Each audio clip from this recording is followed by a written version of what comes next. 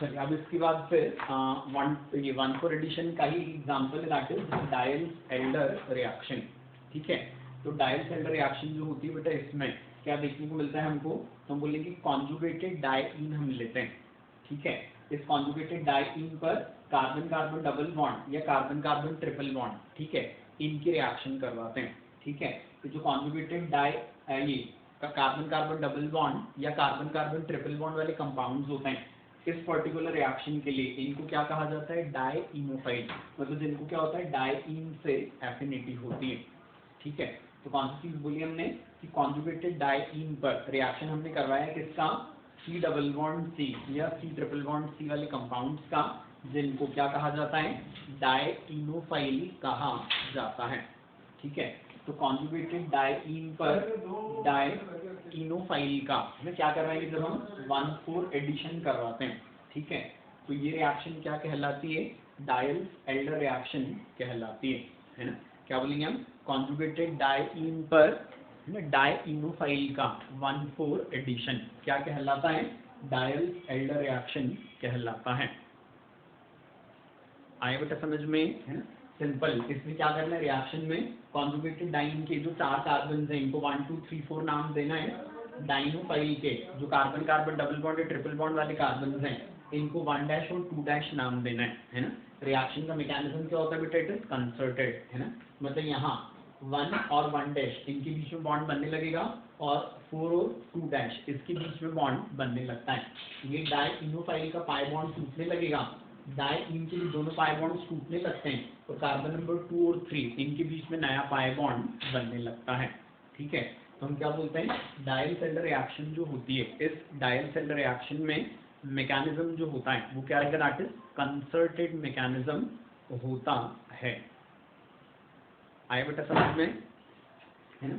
अब मैकेनिज्म के कंसर्टेड होने की वजह से, ठीक है, रिएक्शन का मैकेनिज्म बेटा यदि कंसर्टेड है तो कौन सी चीज होगी, तो हम बोलेंगे जैसे एल्कीन यदि सिस होती है, ठीक है, तो क्या हो जाएगा, फाइनली यहाँ पे दोनों ग्रुप्स भी सिस दिखेंगे, और यदि ट्रांस होगा तो फाइनली दोनों ग्रुप भी क्या दिखते हैं, दैट इज ट्रांस दिखते हैं।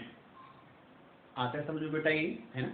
क्या हो जाएगा, यदि दोनों ग्रुप सेम साइड हैं तो फिर दोनों ग्रुप यदि ऑपोजिट साइड है तो फाइनल प्रोडक्ट में भी वो ऑपोजिट रहेंगे, मतलब हमको ट्रांस का ट्रांस ही मिलेगा, है ना। And that is because of what, that concerted mechanism जो हमने कार्बीन के साइक्लो एडिशन में पढ़ा हुआ है। आया बेटा समझ में, ठीक है। अब कौन सी चीज होती है बेटा यहाँ, तो हम बोलेंगे कि जैसे ये इस टाइप की ट्रांजिशन स्टेट बने, इसके लिए वाले जो दोनों डाइईन के जो दोनों कार्बन 1 और 4 इनका सेम साइड रहना जरूरी है ना। तो हम क्या बोलते हैं, जो कॉन्जुगेटेड डाइईन होती है इसमें सिंगल बॉन्ड के अलोंग यदि दोनों डबल बॉन्ड सेम साइड हैं तो इसको हम क्या बोलते हैं, एस सिस या सिसॉइड फॉर्म बोलते हैं। आता है बेटा समझ में, ठीक है। और सिंगल बॉन्ड के अलोंग दोनों डबल बॉन्ड यदि क्या है, these are on opposite side, ठीक है, तो इसको हम क्या बोलते हैं, एस ट्रांस या ट्रांसॉइड फॉर्म। आता है बेटा समझ में, है ना। क्या बोले हमने, सिंगल बॉन्ड के अलोंग दोनों double bond, if these are on the same side then this is known as what, as cis या सिसॉइड फॉर्म, ठीक है। और क्या हो जाएगा, सिंगल बॉन्ड के अलोंग दोनों डबल बॉन्ड से भी ऑपोजिट साइड हैं तो इसको हम क्या बोलते हैं, एस ट्रांस या ट्रांसॉइड फॉर्म। आया बेटा समझ में, ठीक है। अब हम कौन सी चीज बोलते हैं, तो हम बोलेंगे डायल्स-एल्डर रिएक्शन में, है ना, क्या होता है, तो हम बोलेंगे डायल्स-एल्डर रिएक्शन में, है ना, कौन सी चीज हो जाएगी, तो हम बोलेंगे डायल्स-एल्डर रिएक्शन में जो एस सिस या सिसॉइड फॉर्म होता है यही यूजफुल है, क्योंकि हम क्या बोलेंगे कि जब तक कि दोनों कार्बन सेम साइड ना हो क्या हो जाएगा, ये इस टाइप की 6 मेंबर्ड साइक्लिक ट्रांजिशन स्टेट नहीं बन पाएगी, है ना। तो डायल्स-एल्डर रिएक्शन में क्या हो जाएगा, डाइईन का सिसॉइड फॉर्म ही यूजफुल होता है। आया बेटा समझ में अच्छे से ये, है ना। अब एक और चीज जो आप देखोगे कौन सी, कि जैसे ओपन चेन है, कॉन्जुगेटेड डाइईन यदि ओपन चेन होती है तो कौन सी चीज है, तो हम बोलेंगे जो सिंगल बॉन्ड है इसके अलोंग रोटेशन अलाउड है, ठीक है। तो सिंगल बॉन्ड के अलोंग यदि रोटेशन अलाउड है तो क्या हो जाएगा, तो हम बोलेंगे सिंगल बॉन्ड के अलोंग यदि रोटेशन अलाउड है तो क्या होगा, एस ट्रांस चाहे एस सिस हो, क्या हो जाएगा, एस सिस को तो रिएक्शन करनी है लेकिन एस ट्रांस भी रोटेशन करके किसमें बदलेगा, एस सिस में, और फिर वो डायल्स-एल्डर रिएक्शन में पार्टिसिपेट कर लेगा। आ रहा है बेटा समझ में, है ना। लेकिन यदि आप इसको देखो, जैसे ये क्या है सिंगल बॉन्ड, उसके अलोंग दोनों डबल बॉन्ड सेम साइड, तो ये एस सिस था, ठीक है। इसमें क्या है, ये सिंगल बॉन्ड, दोनों डबल बॉन्ड कहाँ है, these are on opposite side, तो ये क्या है एस ट्रांस है। आ रहे हैं बेटा समझ में, ठीक है। तो हम कौन सी चीज बोलते हैं, तो हम बोलेंगे कि ये, इसमें तो रोटेशन अलाउड नहीं क्योंकि रिंग वाला सिंगल बॉन्ड है, ठीक है।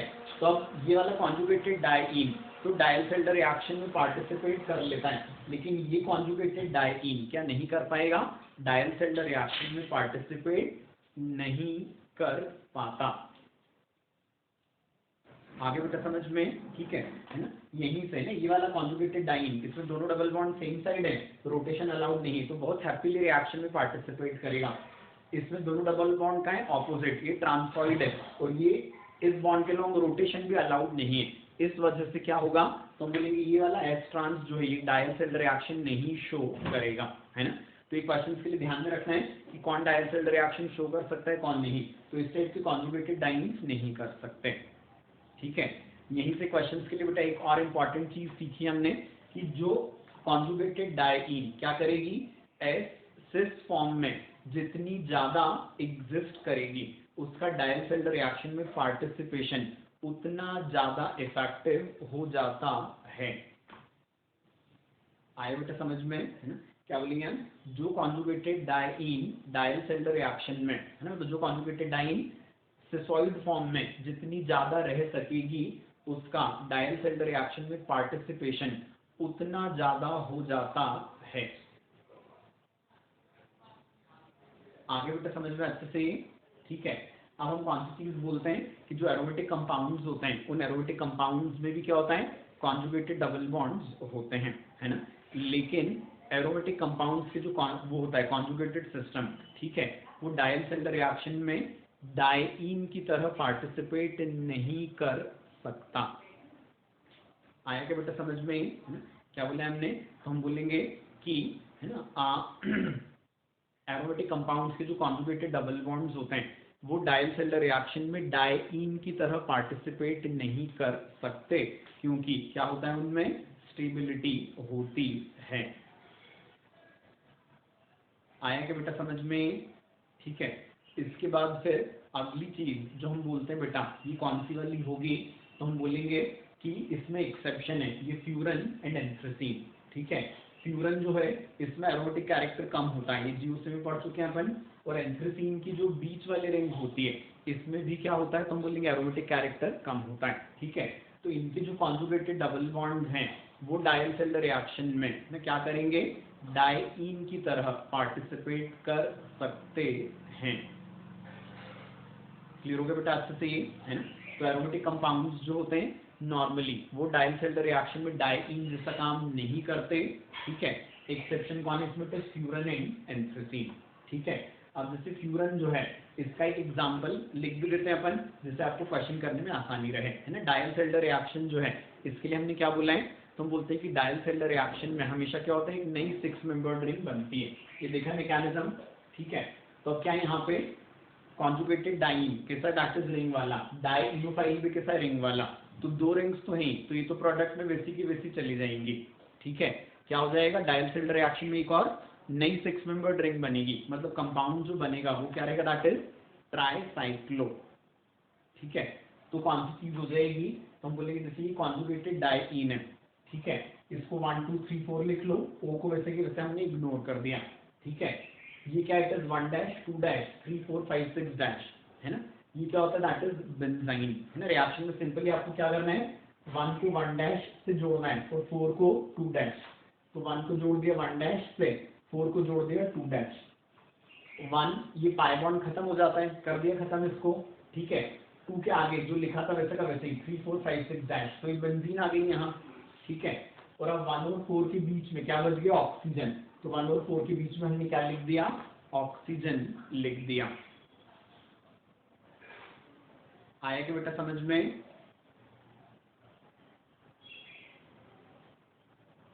क्लियर हो गया बेटा ये, है ना। तो बोलेंगे दैट इज वेरी सिंपल, नई 6 मेंबर्ड रिंग बना दी, टोटल यहाँ पर एक 5 मेंबर्ड रिंग और 2 6 मेंबर्ड रिंग है इस कंपाउंड में। क्लियर बेटा अच्छे से ये, ठीक है।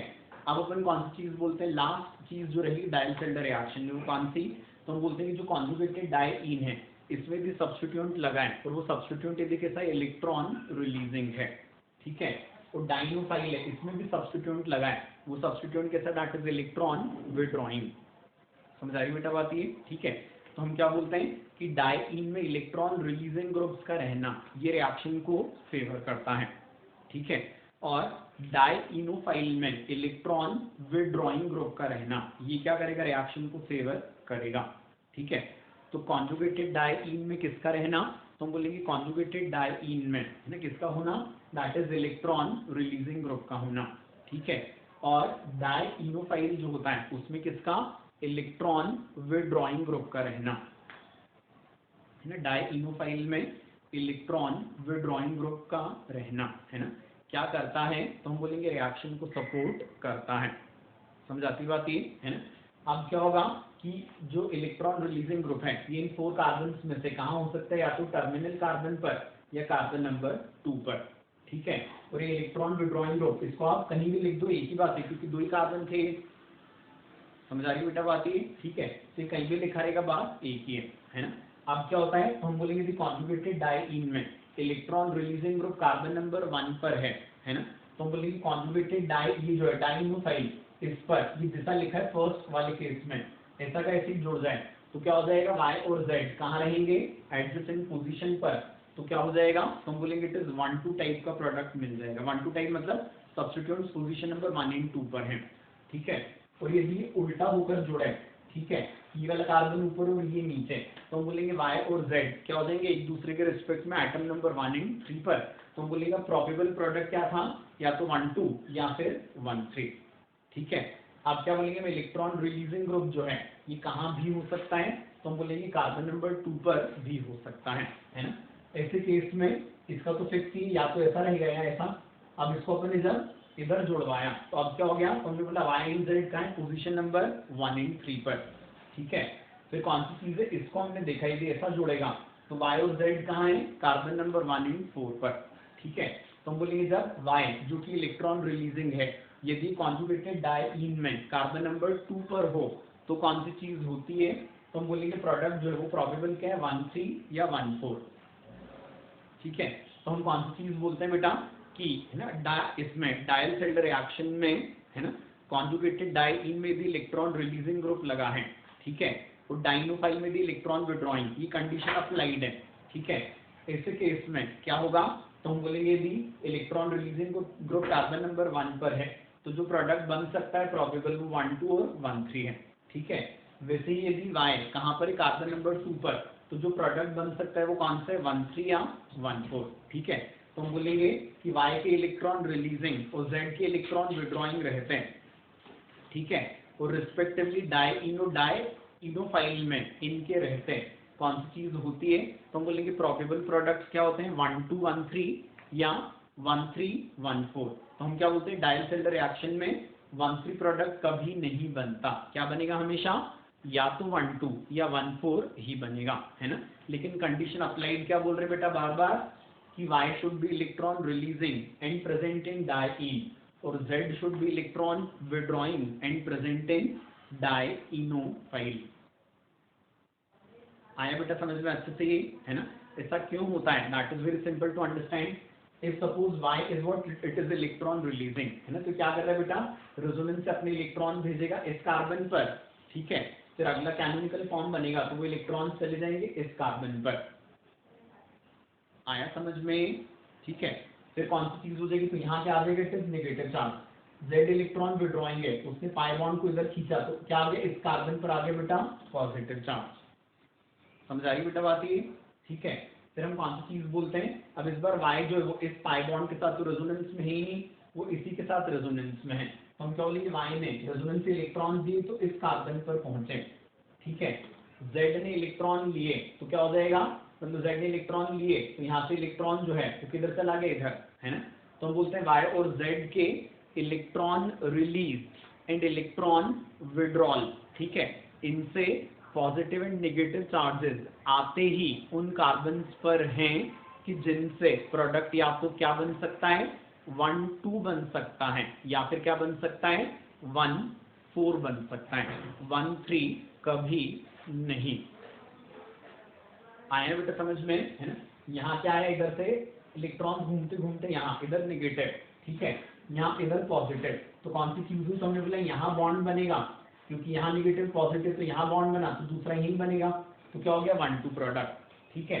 इसमें क्या बोला हमने, नेगेटिव आया यहाँ, ठीक है, इसमें पॉजिटिव आया यहाँ, तो ये उल्टा होएगा, है ना, क्योंकि इधर पॉजिटिव था तो ये पॉजिटिव और ये जुड़े, तो y और z कहाँ गए, that is position number 1 and 4 पर, है ना। तो हम बोलते हैं y के इलेक्ट्रॉन रिलीज से नेगेटिव चार्ज जिस कार्बन पर आया और z के इलेक्ट्रॉन विड्रॉल से पॉजिटिव चार्ज जिस कार्बन पर आया, तो हम बोलते हैं पॉजिटिव और नेगेटिव आए ही उन कार्बन पर थे कि प्रोडक्ट या तो 1,2 बन सकता था या 1,4 बन सकता था। आ रही है बेटा बात समझ में, है ना। तो हम बोलेंगे कि, है ना, इलेक्ट्रॉन रिलीजिंग ग्रुप डाइईन में, इलेक्ट्रॉन विड्रॉइंग ग्रुप डाइईनोफाइल में, ठीक है, इनमें 1,3 प्रोडक्ट कभी भी नहीं बनता, रीजन मैंने आपको समझा दिया। क्लियर है यहाँ तक अच्छे से। तो अभी अपना अल्कीन जो दैट इज ऑलमोस्ट ओवर, अब नेक्स्ट वाले सेक्शन से अल्काइन विल स्टार्ट।